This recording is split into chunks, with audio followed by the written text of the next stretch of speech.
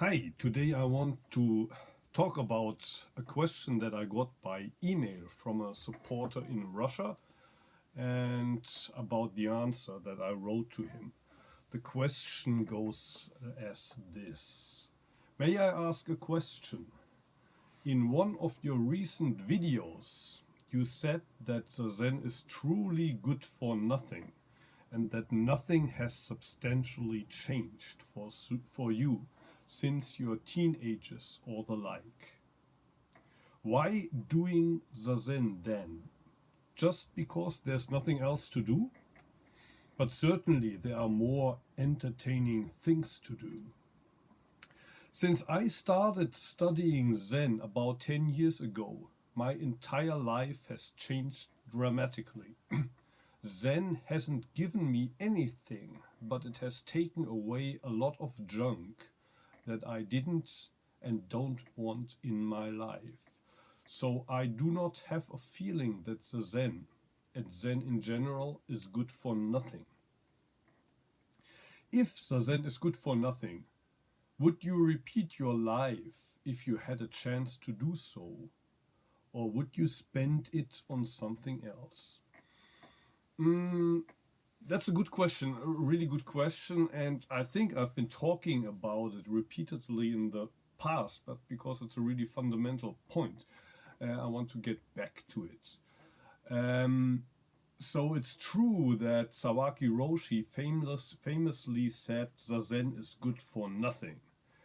But also there's a second sentence that follows that, and that goes something like, if you do not practice zazen with this attitude, then it will be really good for nothing.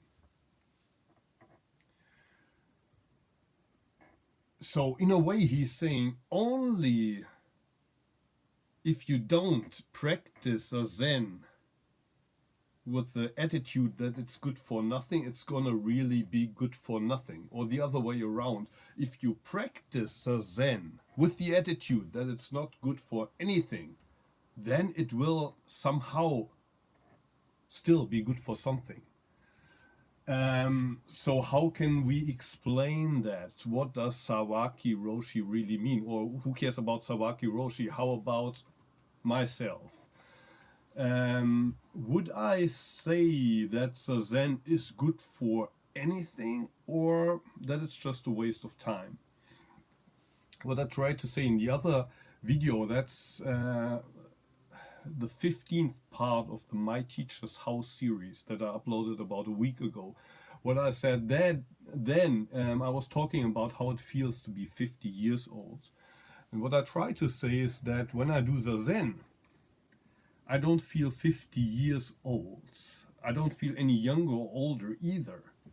Actually, for me, the Zen feels the same now than how it felt 20 years ago, 30 years ago.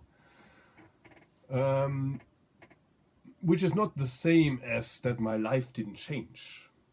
So I'll get to my answer. I think I would repeat most things in my life if I had the choice to either to live my life again. I would probably do most things in my life the way I did them, including the zazen, definitely.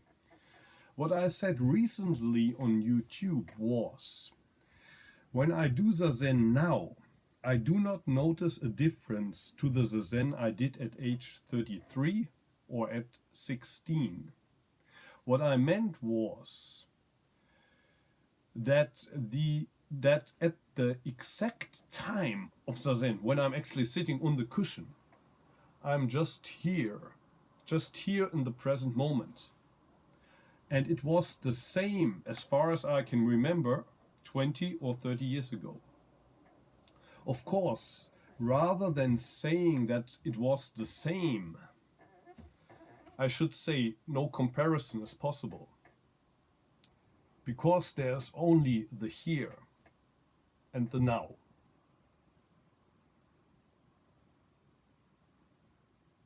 there's no yesterday and no tomorrow, which I could line up with the now and compare them. I cannot compare yesterday's zazen with the zazen that I practice when I'm actually sitting there. Yes, I think that most people's lives will change a lot when they realize that their real home is in the here and now, and that they have never left it in the first place. But even though your life might change, here and now doesn't change. It is often said that zazen is good for nothing, or zazen does not get you anywhere. But zazen brings you back to the here and now. There is no progress there. The progress only appears when you connect the imaginary dots of your life. There's nothing wrong with that. There's nothing wrong with connecting the dots. But it is important not to forget that even this connecting the dots or making progress in life only happens in the unchanging here and now.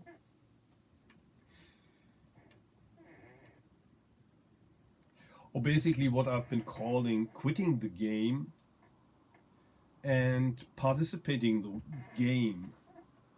In the game, there is change, and zazen also can function as a game changer. Zazen changes the game, it changes your attitudes towards the game, and your attitudes towards the game will also change the game itself.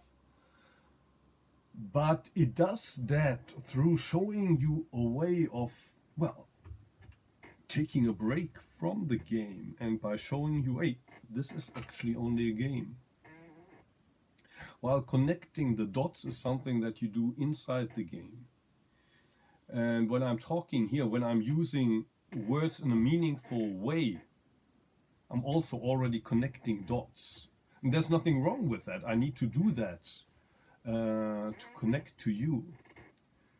I cannot do that outside of the game. So there's nothing wrong with that, but it's important to rather focus on the effectiveness of zazen in the game, on the, well, non-effectiveness. That's why it's so important that zazen is good for nothing. But of course, Sawaki is right. If we don't realize that, it's really good for nothing. So you could also say, and I said that in one of the past videos, you could also say zazen is the only thing that's good for anything. Zazen is the only thing that's actually worth doing. So I don't do zazen because there wouldn't be more entertaining things to do, but it's actually the best thing. It's the best way you can spend your time. It's not the only thing I do. And actually, compared to 20 years ago, 30 years ago, when I was almost addicted to daily zazen practice, I'm now spending more time in the game. I'm beginning to appreciate the game more than I did 20 or 30 years ago. But still, I wouldn't want to miss these opportunities to just take a break from the game. Okay, I will paste the whole text, the question and my answer below if you want to check with what I wrote. Yeah, I'm really happy that I could finish this video in under 10 minutes. I'll try to improve my YouTube skills and make more of these videos in under 10 minutes. Thank you for your attention, and until next time, see you.